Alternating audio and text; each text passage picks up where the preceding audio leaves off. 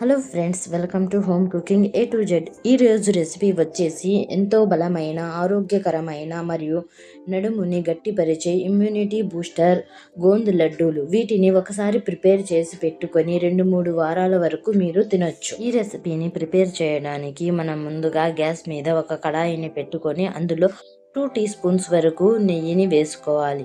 నెయ్యి కొంచెం వేడెక్కిన తర్వాత అందులో 1/2 కప్పు వరకు బాదాంలని వేసి వీటిని వేయించుకోవాలి. వేయించిన తర్వాత ఒక ప్లేట్లో తీసి పక్కన పెట్టుకోవాలి.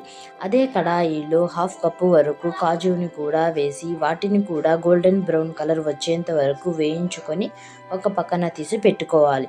ఇప్పుడు ఇందులో మనం 1/4 కప్పు వరకు గోందిని వేసి ఈ గోందిని కూడా లో ఫ్లేమ్ మీద వేయించుకోవాలి. లో ఫ్లేమ్ మీద వేయించుకుంటే ఈ గోంద్ అనేది సగ్గుబియ్యం లాగా పొంగుతాయి. నేను ఈ గోందుని 2 సార్లుగా వేసి వేయించుకుంటున్నాను. మీరు కావాలంటే అన్నిటినీ ఒకేసారి అయినా వేయించుకోవచ్చు. ఇలా వేయించుకున్న ఈ గోందుని ఒక ప్లేట్లో తీసి పక్కన పెట్టుకోవాలి. అదే కడాయిలో 1 టీ స్పూన్ వరకు నెయ్యిని వేసి 1 కప్పు వరకు తురుముకున్న ఎండు కొబ్బరిని కూడా వేసి ఎండు కొబ్బరి కూడా గోల్డెన్ బ్రౌన్ కలర్ వచ్చేంత వరకు వేయించుకొని ఒక ప్లేట్లో తీసి పక్కన పెట్టుకోవాలి. ఇప్పుడు ఇందులో మనం నెయ్యి వేయకుండా 2 టేబుల్ స్పూన్ల వరకు గసగసాలని, 2 టేబుల్ స్పూన్ల వరకు నువ్వులని వేసి దూరగా వేయించుకొని వీటిని కూడా ఒక పక్కన తీసి పెట్టుకోవాలి. ఇప్పుడు వేయించి పెట్టుకున్న కాజు బాదాంలని ఒక మిక్సర్ జార్ తీసుకొని అందులో వేసి 2-3 సార్లు పల్స్ చేసి తీసుకోండి. మీరు కావాలంటే వీటిని మెత్తగా అయినా కూడా గ్రైండ్ చేసుకోవచ్చు. నేను ఇక్కడ కొంచెం ముక్కలుగా ఉండేలాగా మాత్రమే గ్రైండ్ చేశాను. వేయించుకున్న గోంద్ అనేది బాగా చల్లారిపోయింది.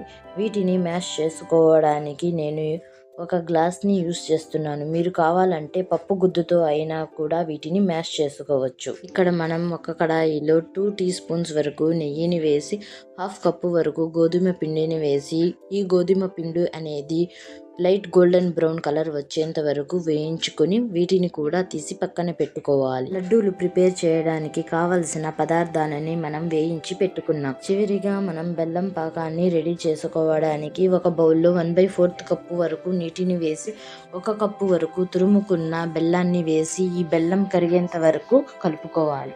ఈ బెల్లం కరిగిన తర్వాత ఒక పెద్ద బౌల్లో జల్లెడ సహాయంతో ఈ బెల్లాన్ని వడగట్టుకోవడం వల్ల ఇందులో ఉండే మలినాలు తొలగిపోతాయి. ఇప్పుడు ఈ బెల్లాన్ని మనం ఒక తీగ పాకం వచ్చేంత వరకు మరిగించుకోవాలి.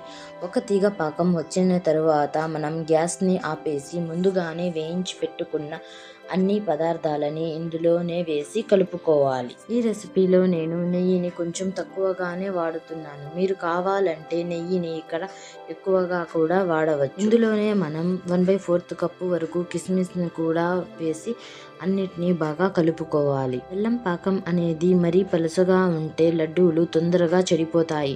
అదే బెల్లం పాకం మరీ ముదురుగా ఉంటే లడ్డూలు అనేవి చాలా గట్టిగా వస్తాయి. అన్నిటినీ బాగా కలుపుకున్న తర్వాత వేడిగా ఉన్నప్పుడే మనం వీటిని లడ్డూల్లాగా చుట్టుకోవాలి. మీకు ఏ సైజులో కావాలంటే ఆ సైజులో మీరు లడ్డూలని ప్రిపేర్ చేసుకోవచ్చు.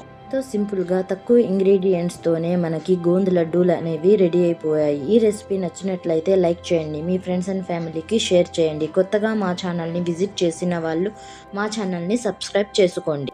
Thank you for watching.